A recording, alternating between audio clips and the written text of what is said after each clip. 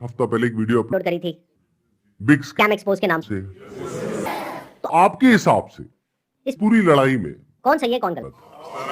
नहीं, सिर्फ ये नहीं बोलना है कि आप प्रॉपर लॉजिकली ये बताना है कि अगर मैं सही हूं तो क्यों हूं और अगर मैं गलत हूं तो क्यों हूं। मेरा ये जो ओपिनियन है ना वो मेरे भाई के भी एक्सपीरियंस पे बेस्ड है ना कि जस्ट मैं आपका या किसी और का व्यू देख कर आई हूँ। बेसिकली मैंने मैंने इसको बहुत करीब करीब से देखा है। क्योंकि जब हम 11th और 12th में थे, अभी मैं यूपी कैसे कर रही हूँ यहाँ पर, तो जब हम 11th और 12th में थे तो मेरे भाई को भी ऐसे लोगों ने अप्रोच किया था मुझे भी कई बार ये अप्रोच किया था। वहां पे आपने देखा होगा किस तरीके से मोटिवेट किया जाता जाता है कैसे है एक इंसान तो अलग सा इन्वायरमेंट क्रिएट कर दिया आता है कि आपको आपको समझ में नहीं आएगा कि क्या गलत है क्या सही है। वो इतनी कॉन्फिडेंट हो गई, स्पेशली कॉन्फिडेंट एक लड़की थी मेरी फ्रेंड थी वो मुझे बोलती थी कि तू चल तो हमेशा उसके स्टेटस पे मुझे यही दिखता था कि कोई BMW के साथ फोटो पोस्ट कर रहा है, एक्जैक्टली गाइस हम नॉट लाइक तो कोई मर्सिडीज इसके साथ डाल है। तो भाई ने भी मुझे कल ये बात बताई कि ये सब सब फेक होता है। है। अगर प्रोडक्ट बेचना तो आप सिंपली बेच दो ना कि हाँ साबुन है 10 रुपए का ले लो, उसके पीछे आप BMW क्यों दिखा रहे जो कि वो पॉसिबल पॉसिबल नहीं है exactly that is the truth. कुछ लोगों को ये लग रहा है कि ये लड़ाई मेरे और विवेक बिंद्रा के बीच में है जबकि ऐसा कभी था ही नहीं। ये कुछ लोग समझ रहे हैं या वो खुद समझ रहे हैं। ये लड़ाई एक्चुअल में ये सच और झूठ झूठ की है, ये लड़ाई एक्चुअल में सही और गलत की है। इसमें गलत क्या है? सर वो कोई तिगड़म लगा के अपना कोई प्रोडक्ट बेच रहा है, सर ऐसे बहुत सारे लोग हैं दुनिया में जो कुछ ना कुछ कर ही रहे हैं, कई सारी टेक्निक टैक्स लगा रहे हैं और जैसे एडवर्टीजमेंट में बहुत सारा कुछ होता है। तो सर ये भी इसने भी कोई अपनी टैक्टिक्स निकाल लिए तो उसमें से गलत के अपना प्रोडक्ट बेचना। Very good point. इसमें गलत क्या है, कोई बताना चाहेगा कि इसमें कुछ गलत है या नहीं इसमें या सही है? सर बेसिकली इसमें सबसे पहले हम हर लोग 18 to 20 5 के एज ग्रुप के बच्चों को टारगेट किया जाता है, और इसमें इसमें उनको सेमिनार तक ले जाया जाता है और उनको जबरदस्ती आप अपने कुछ भी बेच रहे हो हो उन्हें फंसा दिया जाता है। सर अजीब टाइप तो वहाँ म्यूजिक वगैरह चल रहे होते सेमिनार, मैं खुद उन्हें खुद भी ज्वाइन क्या था कंपनी में, और वो वो बोलते थे कि आपको आपकी दाढ़ी आने से पहले आपकी गाड़ी आ जाए। आई नहीं, सर सबसे पहले मैं ये कहना चाहूंगा क्योंकि कि जिस आपने आपने बिग स्कैम वीडियो अपलोड की यूट्यूब पे, उसमें आपने ना नाम किसी का बताया ना कंपनी का, नाम लिया, तो अगर मैं मैं चोरी कर रहा हूँ आप चोर तो कह रहे हैं अगर अगर मैंने वो गलती की है तो और ऑब्वियसली मैं चिड़ूंगा उस बात से। आप अगर नाम नाम लेते तो गलत था, कंपनी कंपनी का या उनका या किसी स्पेसिफिक स्पेसिफिक पर्सन का तो गलत। होता। आपने नाम तो नहीं लिया और अगर नाम नहीं लिया है आपने और अगर अगर मैं गलत हूँ। तो मैं चिड़ूंगा। और एक और मजेदार बात बताइए, जब वो वीडियो अपलोड अपलोड हुई तो को समझ आया था मैं इसके बारे में बात कर रहा हूँ। बहुत कम हम लोगों को अगर वो कुछ नहीं करते, चुपचाप बैठे रहते तो 2 दिन में सब भूल भाल जाता है। खत्म हो जाता मतलब एक टीचर है जो क्लास में सामने खड़े होकर के बोल रही है, है तो तुम में से किसी एक ने चोरी चोरी करी है और एक बच्चा खड़ा होकर के बोलता है मैंने चोरी नहीं करी है मैंने चोरी चोरी नहीं करी। अरे नहीं करी, तो बैठा रहे ना चुप। चुपचाप सर इस पे मैं अपने थॉट्स शेयर करना चाहूंगा सबसे सबसे पहले तो कोई कोर्स बेचना या प्रोडक्ट बेचना कोई गलत नहीं है। लेकिन प्रोडक्ट का अगर आप 50,000 का बेच बेच रहे हो तो उसकी औकात भी होनी चाहिए उतनी। उनके प्रोडक्ट की औकात है 100 रुपए की, लेकिन बेच में 50,000 में। सर एक पॉइंट और मैं शेयर करना चाहूंगा, प्लीज बोलिए। लाइक किसी को पसंद नहीं आया और आप उससे कह रहे हो कि आप दूसरों को सेल करो तो वो उससे बड़ा तो स्कैम है। असली स्कैम ये है। है ध्यान से समझ लो सब सब लोग कि एक एक प्रोडक्ट जो आपको पसंद पसंद नहीं आया, आप अपने पैसे वापस मांग रहे हो, लेकिन आपको कहा जाता अगर आपको अपने है पैसे वापस चाहिए तो अपने जैसे और 4 बेवकूफ पकड़ करके लाओ और उस पे 30% 35% जो भी कमीशन लो और जो आपने पैसा लगाया लगाया वो पूरा पैसा आपको, वो वापस। ये स्कैम है। अच्छा, इसी में अगर कोई जेन्युइन प्रोडक्ट हो तो क्या ये स्कैम है? तो सर नहीं नहीं है, ये भी ध्यान से समझ लेना। तो मजे की बात ये है कि जब मैंने स्कैम को एक्सपोज किया तो ऐसी हजारों कंपनीज है इंडिया में उनमें से सिर्फ एक ही कंपनी वाले और उस कंपनी का मालिक नहा तो करके मेरे पीछे आ पड़ गया। इसका इसका मतलब क्या निकालो? लोगे अब आकर करके कह रहे हैं कि बताओ इसमें स्कैम क्या है, तो ठीक है मैं बताता हूँ स्कैम क्या है आज अच्छे से बताता हूँ, और पूरी मैं दुनिया को समझाता हूँ कि स्कैम होता क्या है। तो एक काम करते हैं, एक वीडियो देखते हैं, उस वीडियो को देखने के बाद में में आप लोग अपने व्यूज बताइएगा कि स्कैम है या नहीं है। दोस्तों। मेरा नाम नीरज है, मैं राजस्थान जोधपुर से हूँ। पढ़ा बिजनेस है अभी 5 दिन पहले 4 तारीख को 4 सितंबर को मुझसे एग्रीमेंट पे साइन करवाया और बोले कि आपको आपका जो ये केस है हम सोल्व कर देंगे, जो आपका बाकी पेमेंट है वो हम आपको रिफंड कर देंगे। 4 तारीख के बाद हमारा एग्रीमेंट हुआ, मुझे एक सेटलमेंट एग्रीमेंट दिया कि आप आप एग्रीमेंट पे साइन करो, इसको अच्छे से रीड करो, पढ़ो, से इसको और आप साइन करके हमें भेजो, तब हम आपका जो पैसा है वो हम आपको रिफंड कर देंगे। मेरा जो भी पैसा है मैक्सिमम जो है अब 35,000 मेरा पैसा बड़ा बिजनेस में भी बाकी है। दोस्तों अगर मैं बोलूँ तो मेरा कैश का 1 लाख का का मेरा लॉस हुआ है 2 साल के अंदर। एक साल मैंने फुल काम किया, DMT पैसा खर्च किया, आना जाना बहुत स्ट्रगल किया, लेकिन पैसा नहीं कमा पाया, 1 लाख का मैं लॉस के करके बैठा हूँ। लेकिन जो बड़ा बिजनेस इसको मैंने दिया था उसमें मेरा 35,000 अभी बाकी है बड़ा बिजनेस लेने का, और जो हमारा एग्रीमेंट का साइन हुआ था वो हुआ था 40,000 का। तो मेरा समीर के नाम है, तो उन्होंने इसको एग्रीमेंट और बोला कि 40,000 290 जो अमाउंट है वो आपके अकाउंट में ट्रांसफर कर देंगे, जब आप एग्रीमेंट साइन करके हमें भेजो। उसके बाद तो मुझे 3 दिन बोलते चले सर कल होगा, परसों का 24 घंटे 48 घंटे ऐसे बोलते लास्ट में बोला सर आपको रिफंड नहीं होगा, आपको आप हमारे रिफंड कैटेगरी में नहीं आते। और उसके बाद मेरे को बोला सर हमारे सीनियर आपको कॉल करेंगे, लेकिन उनके कोई किसी भी सीनियर्स का मेरे पास कॉल नहीं आया ना, मुझे व्हाट्सएप पे रिप्लाई दे रहे हैं, यहाँ पे कुछ आप पोस्ट है वो मैं आपको को शेयर कर दूंगा, स्क्रीनशॉट जो आप देख सकते हो कि कितना बड़ा मेरे साथ फ्रॉड हुआ है।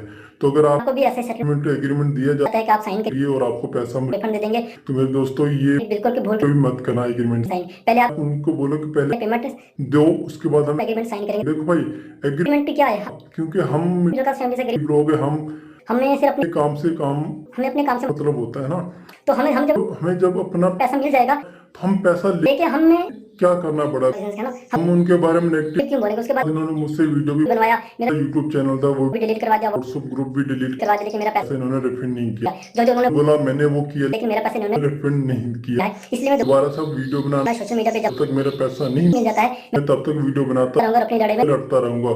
अगर वो मेरी तरफ लीगल एक्शन भी मेरे पर लेंगे तो उसका मेरे को कोई दिक्कत नहीं है, क्योंकि वैसे भी हम बर्बाद हो चुके हैं, हमारा पूरा सब कुछ जो उजड़ चुका है ना, तभी इससे बुरा हमारे साथ जो भी होगा वो देखा जाएगा, जो बुरा हमारे साथ हो चुका है इससे ज्यादा बुरा हमारे साथ नहीं हो सकता है ना, और ना भी वो कर सकते, जितना बुरा बुरा होना था वो हमारे साथ हो चुका है। मैं जब भी IBC के बारे में सोचता हूँ मुझे ऐसा लगता है कि मेरा पैसा भी बर्बाद हो गया, मेरा टाइम भी बर्बाद हो गया, मैंने इतना ट्रस्ट किया था विवेक जिंदा जी पे मेरा ट्रस्ट भी चला गया, और मैं मुझे सुसाइडल थॉट उठाते हैं और मैं अगर कंपनी मेरा पैसा रिटर्न नहीं करती है तो मैं सुसाइड करूंगा। और मैंने 10-12 वीडियो बना करके अलग अलग चैनल पर डाल दिए और शेड्यूल कर दिया है मेरे ना होने के बाद वो वीडियो रिलीज होते जाएंगे, जिसमें मैंने बताया है कि किस तरीके से मैंने डॉक्टर विवेक बिंदा जी का वो सब भी लगा दिया कि मेल पर कि मैंने पैसा डाला था और मेरा चैनल स्ट्राइक पढ़वा दी गई है, और मुझे बोलने की भी वो नहीं दिया कि मैं बोल सकता हूँ, इसलिए मैं ये बिल्कुल नए चैनल पर ये वीडियो डाल रहा हूँ और मैंने 10-12 वीडियोस और बना के रखे हैं, जो मैं 10-12 अलग अलग चैनल पर मैंने डाल दिया, अपलोड कर दिया है। शेड्यूल कर दिया। अगर बड़ा बिजनेस की टीम मुझे मेरा पैसा नहीं लौटाती है तो मेरे पास कोई ऑप्शन नहीं रहेगा, क्योंकि मुझे अभी फिलहाल में वो पैसा चाहिए कैसे भी करके, क्योंकि जिन लोगों से मैंने पैसा लिया है वो लोग डे नाइट मुझे परेशान कर रहे हैं। मैं आपको बताना चाहूंगा कि ये वीडियो हमने रिकॉर्ड नहीं करी है, ये YouTube पर अवेलेबल है और ऐसी एक दो नहीं बहुत सारी वीडियोस अवेलेबल है, अलग अलग लोगों की और बहुत सारे ऐसे बच्चे हैं हैं जिन्होंने ब्याज पे पैसा पैसा लिया है। हम लोग शायद समझ भी नहीं सकते कि इन लोगों के क्या बीत रही है, और ऐसी तो नहीं बहुत सारी वीडियोस हैं, आप जाकर के यूट्यूब पे सर्च कर सकते हैं। अब जरा इस इंसान के बैकग्राउंड को देखो कि इंसान है कौन, ये अपने नाम क्या लगाते हैं डॉक्टर। जब यहाँ पर आए थे तो मुझे लगाता है डॉक्टर है, लेकिन बाद में जब मैंने रिसर्च करी अभी पिछले एक हफ्ते में ये सब जो हुआ है तो मुझे पता लगा इन्होंने कोई MBBS नहीं किया है इंडिया कि किसी भी यूनिवर्सिटी से या US से UK से कहीं से कुछ नहीं किया है, कहाँ से डिग्री मिली है, कैसे मिली है। वो अगर आप थोड़ा सा रिसर्च करोगे तो आपको समझ आ जाएगा। किसने बोला पाकिस्तान से देखो मैं आपको हिंट देता हूँ, पाकिस्तान इंडिया का नेबर है, ऐसे ही इंडिया का एक नेबर है बांग्लादेश, श्रीलंका। अभी काम करते हैं, अब लीगली बात करते हैं कि स्कैम है या नहीं है, कि मतलब हमारी कंट्री का जो लॉ है वो क्या बोलता है, उसको स्टडी करते हैं। उसके लिए मेरे पास में कुछ डॉक्यूमेंट्स हैं, इसका मैं लिंक दे दूंगा अपने वीडियो के डिस्क्रिप्शन में नीचे। तो आप क्लिक करके डायरेक्टली जा करके गवर्नमेंट की जो वेबसाइट है वहां पे जा करके देख सकते हैं, पढ़ सकते सकते हैं। ये मैं नहीं कह रहा हूँ हमारी कंट्री की गवर्नमेंट क्या है, कंट्री है, ये उनके उनके नोटिफिकेशंस है। सबसे पहले ये समझो ये जो स्कैम स्कैम्स है ना इस तरह के ये आज आज से नहीं चल रहे हैं, ये पिछले 100 साल से चल रहे हैं। तो इसके लिए 1978 में एक एक्ट बना था, जिसको बोलते हैं price chit and money, circulation act, जहां पर के इस तरह की जो मनी सर्कुलेशन स्कीम्स होती हैं या पिरामिड स्कीम स्कीम्स होती हैं उन सब को बैन कर दिया गया। किया था। मतलब मतलब क्या कि अगर आप एक कंपनी खोलते हो और किसी से पैसा लेते हो, फॉर एग्जांपल मैंने एक कंपनी खोली, वहां पे मैंने आपसे 1 लाख रुपए लिया और आपको बोला कि आप आगे किसी को, ज्वाइन करा दो, तो जब आपने किसी को आगे ज्वाइन कराया, किया अपने फ्रेंड को, रिलेटिव को, किसी किसी को भी और कैसे भी, तो उसमें आपको कितना मिला?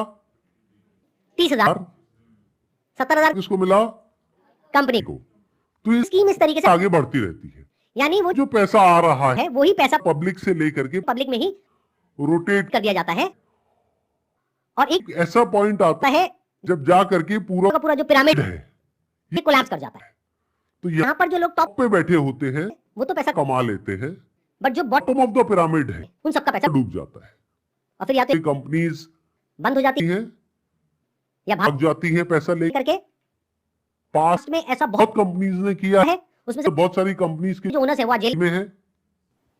तो ये एक प्रॉपर पर स्कैम है जिसको गवर्नमेंट ने बैन किया हुआ है। फिर सवाल सवाल उठता है कि जब ये बैन है तो लोग कैसे कर रहे हैं? देखो ध्यान से सुनो, ध्यान से से। समझो, आपसे अगर अगर मैं पैसा लेता हूं और आपको बदले में कुछ नहीं देता हूँ तो वो तो इलीगल है, लेकिन मान लो मैंने आपसे पैसा लिया 50,000 रुपए, बदले में मैं आपको एक 50 रुपए का प्रोडक्ट दे दिया, तो क्या वो लीगल है? इलीगल लीगल है।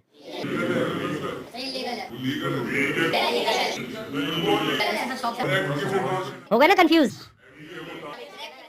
तो ये एक लूप बोल है ये जो लॉ है उसके अंदर इसको इसको ये लोग यूज कर रहे हैं। मतलब गवर्नमेंट ने क्या कहा कि अगर आप आप किसी के घर का दरवाजा तोड़ते हो हो और अंदर आते हो और चोरी जारी करते हो तो आपको सजा, क्या होगी? लेकिन ये तो लोग क्या बोल रहे हैं? कि देखो दरवाजा लिखा लिखा है, खिड़की नहीं लिखा है, खिड़की से तो जा सकते हैं ना। तो जो कंपनीज जेन्युइन है और जो फेक है उसमें सबसे बड़ा बड़ा फर्क क्या होता है? कि जो प्रोडक्ट है अगर लोग उसकी की वजह से ज्वाइन कर रहे रहे हैं हैं और वही एडवर्टाइजिंग में कहा जा रहा है, वही उसको उसका ओनर कह रहा है, तब तो जेन्युइन है। मेरे हाथ में ये reserve bank of India India का सर्कुलर है, इसमें क्लियरली आरबीआई ने यानी रिजर्व बैंक ऑफ इंडिया ने कॉशन किया है public against multi level marketing activities. इसमें मैंने कुछ पॉइंट्स को हाईलाइट किया हुआ है, उसको मैं एक बार आपको एक्सप्लेन कर देता हूं। Income under such schemes majorly comes from enrolling more and more members from whom hefty subscription fees are taken rather other than from the sale of products they offer। तो ये आरबीआई का कहना है मतलब देखना है ये है क्या वो जो प्रोडक्ट प्रोडक्ट है और सर्विस है उसका जो प्राइस है वो मार्केट से थोड़ा ज्यादा है। ये बहुत ज्यादा। अब आपको एक बहुत मजेदार बात बताता हूँ, ये सिखा रहे हैं 10 दिन इनका एमबीए 10 दिन में कौन सा एमबीए होता है, मतलब इस हिसाब से आईआईएम और ये जितने टॉप एमबीए कॉलेजेस हैं हैं उसकी प्रिपरेशन के लिए लोग कोचिंग में जाते हैं, तैयारी करते हैं कैट को क्रैक करने के लिए, उस सबकी तो कोई जरूरत ही नहीं है। साक्षात साक्षात विवेक इंदिरा जी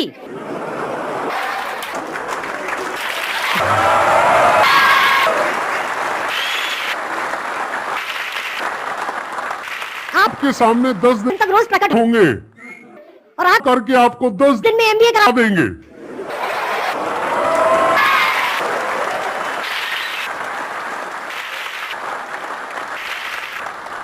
प्रोफेसर साहब एक बात बताइए, आप आपने अपनी वीडियो में बोला कि एक इमेज पेज में 20,000 रुपए की बेच बेच रहा हूँ तो क्या वो स्कैम नहीं है, और वो 50,000 का कोर्स बेच रहे हैं तो वो स्कैम है। इसका क्या मतलब है? मतलब भाई साहब ये ये है कि मेरी जो 20,000 की इमेजेस हैं वो कौन खरीदता है आप में से कोई भी है जिसने आज तक मेरी कोई भी इमेज खरीदी नॉट वाला सिंगल पर्सन तो हमारी इमेज कौन खरीदता है? जो बड़ी बड़ी कंपनीज हैं बड़े बड़े ब्रांड है जिनकी टर्न टर्नओवर हजारों करोड़ रुपए की की है, वो 20,000 रुपए की इमेज खरीदते हैं। क्यों खरीदते हैं? क्योंकि अगर वो इमेजेस हमसे नहीं खरीदेंगे और खुद शूट करेंगे तो उनका खर्चा आएगा 5 से 10 लाख रुपए। और वो इमेज कितने में मिल गई? 20,000 रुपए में। हमने जब वो शूट किया तो हमने 10 लाख रुपए लगाया तब जाकर करके 20,000 20,000 में एक इमेज बेची। तो इसमें किसका फायदा है? उस कंपनी का भी फायदा है और हमारा भी फायदा फायदा है इसको बिजनेस बोल बोलते हैं।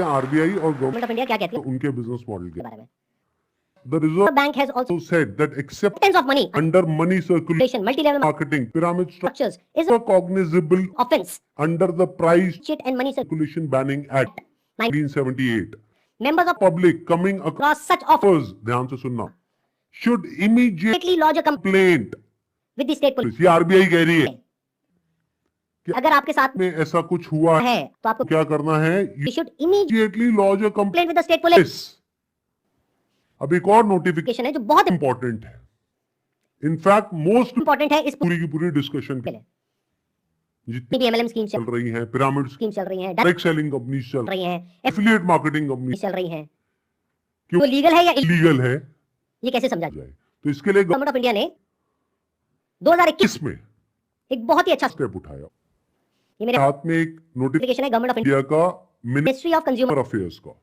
उसमें क्या कहा गया है ये टोटल 13 पेज का डॉक्यूमेंट है जिसमें क्या कहा गया है the central government hereby proposes to frame consumer protection protection direct selling rules 2021 2021 में आए थे इसके बारे में बहुत लोगों को पता ही नहीं। नहीं इसलिए ये स्कैम इतने आसानी से से चल रहे हैं अगर पता हो तो इनकी दुकान 2 दिन में बंद हो डिटेल में अगर आप जानना चाहते हैं इसमें क्या क्या लिखा लिखा हुआ है तो नीचे यहाँ पे डिस्क्रिप्शन में आपको लिंक मिलेगा उस पे क्लिक करके आप देख सकते हैं और पढ़ सकते हैं इसको मैं बस शॉर्ट में कुछ पॉइंट्स मैंने हाईलाइट करे हुए हैं हैं वो आपको बताता जो समझना बहुत जरूरी हूँ इट अप्लाइज है to all models of direct selling whether it multi level whether is single level whether it is affiliate किसी भी स्ट्रक्चर से आप सेलिंग कर रहे हो तो आपको इन रूल्स उसको फॉलो करना है सबसे पहले पहला रूल क्या है it has no provision that a direct seller will receive remuneration और incentives for recruitment public enrolment of new participants in the direct selling business except as a result of sale of goods or services by मैं इसको थोड़ा सरल भाषा में translate करके बताता हूँ इसमें कहा जा रहा बताता है है आप अगर एक डायरेक्ट सेलिंग कंपनी हो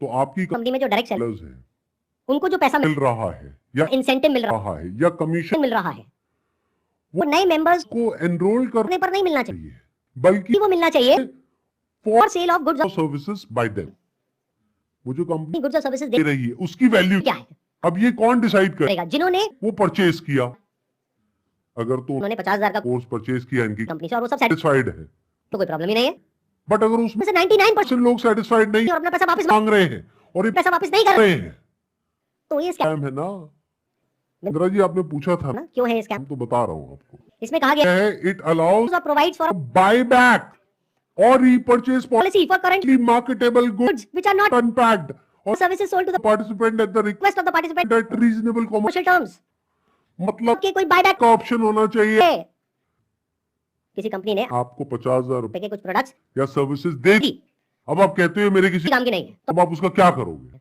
उस कंपनी को एक बात बायबैक पॉलिसी देनी पड़ेगी अब देखना ध्यान से सुनना ध्यान से समझना बायबैक आप किस चीज पर दे सकते हो जिसकी कोई मार्केट वैल्यू हो मतलब कि गवर्नमेंट क्या कह रही है यहाँ पर कि आप कोई ऐसा प्रोडक्ट बेचो डायरेक्ट सेलिंग में में जिसकी कोई मार्केट मार्केट वैल्यू हो क्योंकि अगर 3 महीने बाद वो वो इंसान आकर के कहता कहता है कि ये लो है आपके प्रोडक्ट्स वापस वापस तो उस कंपनी को पता है कि ये प्रोडक्ट प्रोडक्ट्स टैग है तो ये प्रोडक्ट्स हम किसी और को दे देंगे तो ना कंपनी का नुकसान नुकसान हुआ ना कस्टमर का नुकसान हुआ बट अगर कुछ आपने ऐसा बेच दिया है जिसकी कि कोई मार्केट वैल्यू ही नहीं नहीं है फॉर एग्जाम्पल आपने कोर्स खरीदा इनसे अगर आप जा करके किसी को बोलते हो हो कि कोर्स मैंने 50,000 का लिया है आपको 5,000 का देती हूँ ले लो कोई लेगा 500 100 रुपए का लेगा की मार्केट वैल्यू क्या है zero it is a clear violation of this act इसलिए ये स्कैम है इंदिरा जी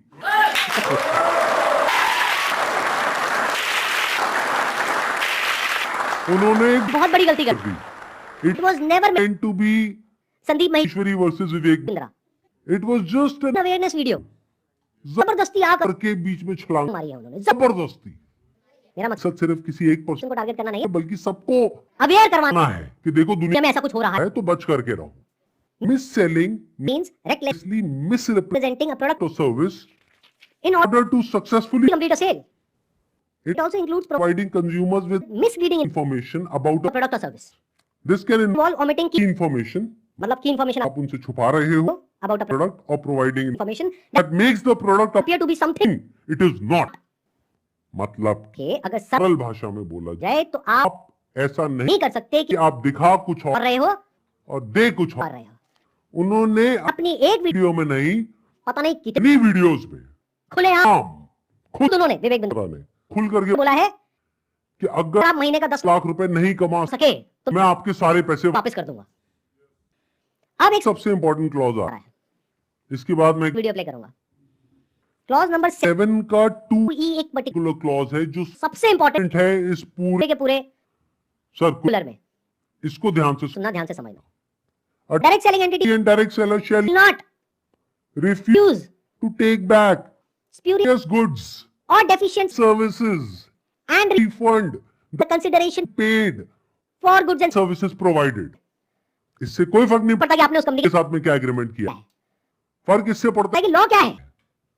फॉर एग्जांपल आप है किसी के साथ में एग्रीमेंट करते हो किसी का मर्डर करने के लिए तो आप कोर्ट में जाकर के ये नहीं बोल सकते थे कि हमारा एग्रीमेंट, एग्रीमेंट था, क्यों? क्योंकि जो कंट्री कंट्री का लॉ है वो किसी भी एग्रीमेंट के ऊपर है the law of the land and supersedes leads all agreements. तो आप लोग जो डर रहे हो ना कि हमने उनके साथ में कॉन्ट्रैक्ट साइन किया एग्रीमेंट साइन किया है, अरे पहले लॉ आपको तो देख लो लॉ क्या कहता है। अगर अगर लॉ के हिसाब से वो गलत गलत है तो गलत है, है नो मैटर कि उसने आपके साथ क्या एग्रीमेंट किया है that agreement must be in line with the law of the land. तो ये क्लॉज को मैं दोबारा से पढ़ूंगा। ध्यान से सुनना। A direct selling entity and direct seller entity shall not refuse to take take back deficient deficient services। Deficient word का क्या मतलब? होता है कोई भी ऐसी सर्विसेज जिसमें किसी भी तरह की कोई कमी है। और जो कंज्यूमर कंज्यूमर है वो कहता है है कि ये जो आपने आपने मेरे को कोर्स दिया है या प्रोडक्ट दिया है या सर्विस सर्विस दिया, ये बेकार है किसी काम की नहीं है, तो उस कंपनी को पैसा रिफंड करना ही पड़ेगा। करेगा। ये मैं मैं नहीं कह रहा हूँ, हमारी कंट्री का लॉ बोल रहा है। है। अब ये जो मैंने आपको कुछ पॉइंट्स बताए इसके अकॉर्डिंग एक बार एक छोटी सी वीडियो वीडियो को देखो बड़े प्रोफेसर सर की देखते हैं वो वो क्या बोलते बोलते हैं मैं आपको अपना व्हाट्सएप व्हाट्सएप का नंबर दूंगा, ईमेल एड्रेस दूंगा, वहाँ बोल दीजिए जाकर के पैसे ले जाइए, नहीं भी आना तो आप ईमेल कर दीजिएगा, आपको पैसे आपके अकाउंट में ट्रांसफर हो जाएगा। तो आप यहाँ 50,000 पे वापस ले जाइए या लाखों लाखों लाखों रुपए हर महीने कमा लीजिए। तो दोनों में से कुछ भी कर दीजिए। भाई अगर मैं आपको पैसा कमाने के आपके लायक नहीं बना सकता, हाँ तो मेरे को क्या क्या हक बनता आपसे पैसे लेने का? है? 100% कैश बैक गारंटी, यानी कि कुछ और खरीदना चाहे अपग्रेड लोएस्ट प्राइस गारंटी ये कौन दे सकता है? कोई नहीं दे सकता, सकता है, इसलिए हमने हमने खुल के दिया, आपके तो रिस्क को खत्म कर दिया ना, आपसे कह रहा हूँ कि जो रिस्क को खत्म कर दिया आपका रिस्क तो रिवर्स हो क्या गेम चेंज कर गया पूरा। इसलिए अभी तुरंत फोन लगाएं और पूछे अपने काउंसलर से कि मैं अपने बिजनेस में कैसे सफल हूँ। अरे आपसे बोल रहा हूँ पूछने में क्या जा रहा है पैसे तो नहीं लग रहे, हाँ? फोन करने पे पैसे नहीं लगते, पता लगाओ अभी फोन लगाओ और पूछो तो भाई मेरा बिजनेस सफल कैसे होगा। अगर मैं विवेक बिंद्रा आपको तो आकर के प्रॉमिस दे रहा हूँ 100% मनी बैक गारंटी वो इसीलिए दे रहा हूँ हमने मनी बैक गारंटी लॉन्च करिए। What is money back guarantee?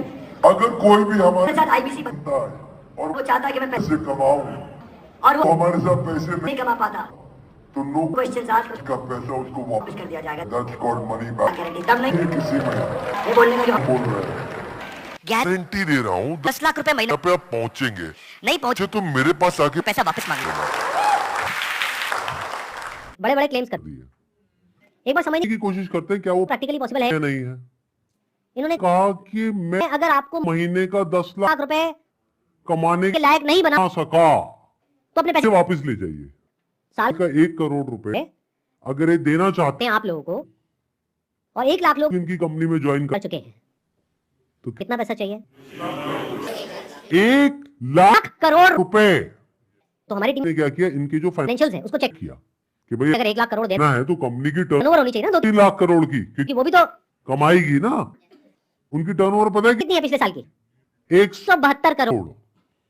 अगर उसमें से मान लेते 30% भी वो कमीशन देते हैं अपने आईबीसीज को कितना पैसा उन्होंने डिस्ट्रीब्यूट किया स्कीम में 50 करोड़ तो कितने कितने लोगों के हाथ में? में आया 1 करोड़ 50 50 बस और बाकी लोग का क्या हुआ? उनके हाथ में क्या आया? 0।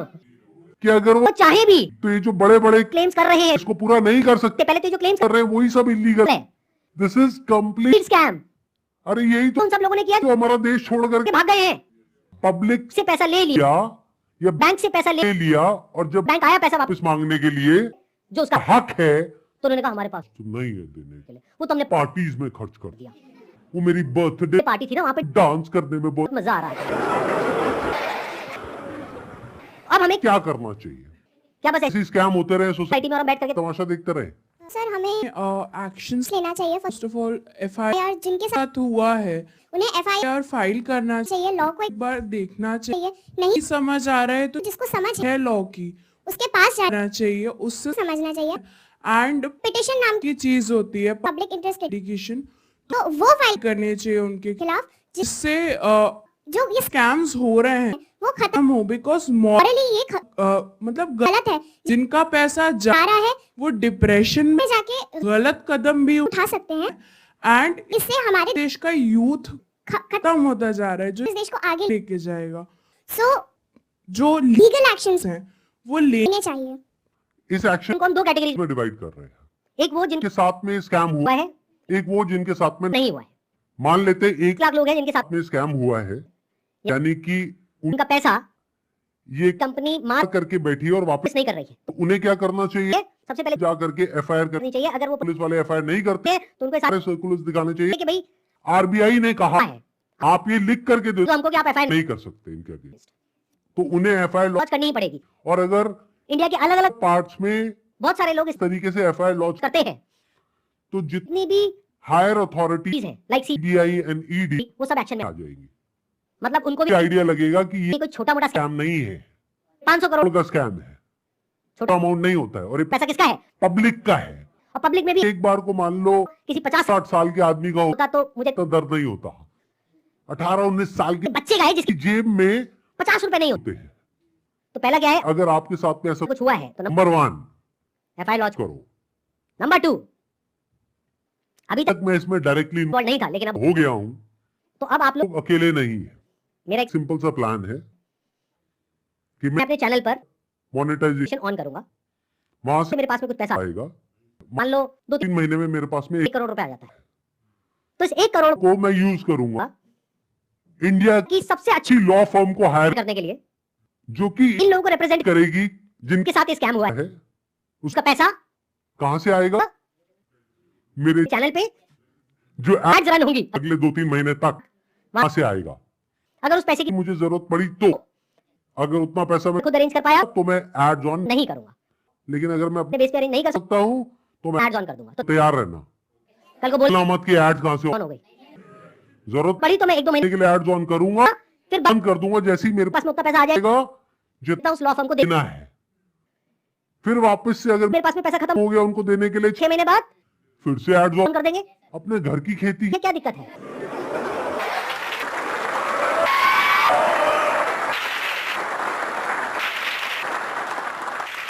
तो अब आप लोगों को क्या करना जिनके साथ में काम स्कैम हुआ है हमको ईमेल कर, करिए। हमारा एक ईमेल आईडी है legal @sandeepmaheshwari.com और आप आप लोग क्या कर सकते हैं जिनके साथ में स्कैम हुआ है है आरबीआई का हम एक लिंक यहाँ पर नीचे डिस्क्रिप्शन में पोस्ट कर देंगे। एक तो इन सर्कुलर्स का प्लस आरबीआई आरबीआई के जितने भी ऑफिस हैं अलग अलग स्टेट्स में में वहां पर जो उनके रिप्रेजेंटेटिव स्टेटस है उनका तो आप क्या कर सकते हैं जिनके साथ में ऐसा कुछ हुआ है एक लेटर लिखिए छोटा सा उसमें जो भी भी मन में है इंग्लिश में हिंदी में लिख दीजिए कि आप आपके साथ में ये हुआ ये हुआ ये हुआ ये हुआ। हुआ और आपको अपना पैसा पैसा वापस चाहिए लेकिन वो पैसा वापस नहीं कर रहे हैं। और साथ में सारे जो प्रूफ्स हैं जो भी आपने पेमेंट करी जो भी आपका रजिस्ट्रेशन नंबर है वो सब अटैच करिए। इसको पोस्ट करिए एक आरबीआई में और एक मिनिस्ट्री ऑफ कंज्यूमर अफेयर्स में अगर एक करते हैं तो क्या होगा? सोचो उनके पास में हजारों लेटर्स पहुंच आते हैं तो क्या होगा? तो गवर्नमेंट की जो भी सीनियर अथॉरिटीज है वो सब एक्शन में आ जाएंगी। अगर आपको बहुत ज्यादा डर लगता है कि पता नहीं नहीं क्या हो जाएगा क्योंकि आदमी है तो थोड़ा अजीब अभी जो कल वीडियो में आया है ये इसने आकर के एक बार नहीं बार बार मुझे धमकियां दी। एक हफ्ते में देखो मैं तुम्हारे साथ क्या करता हूँ भाई तू क्या करेगा कर ले अभी कर ले मैं नहीं डरता भाई दिखता नहीं है मेरी आंखों के अंदर मेरे को मत डराने की की कोशिश कर बार बार तो अपनी आंखें दिखा करो।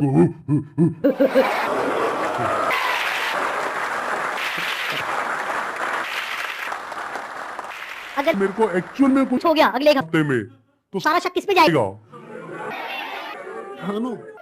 कैसा प्रोफेसर है थोड़ा तो बुद्धि यूज इसका थोड़ा तो लॉजिक नाम की चीज यूज कर पब्लिक के लिए आकर के मेरे को धमकाए चले जा रहा है क्या ये लीगल है अच्छा एक चीज ध्यान में रखनी है आप लोगों को जिनके साथ भी स्कैम हुआ है, चाहे आप हमको ईमेल कर आप रहे हैं हैं, आप कहीं पर भी कि इस तरह से लेटर भेज भेज रहे हैं या ईमेल भेज रहे हैं, जहां जहां भी आप भेज रहे हैं, जो भी प्रूफ है पेमेंट का वो साथ में अटैच करिए और अपनी कॉन्टैक्ट डिटेल्स प्रॉपर तरीके से से, दीजिए।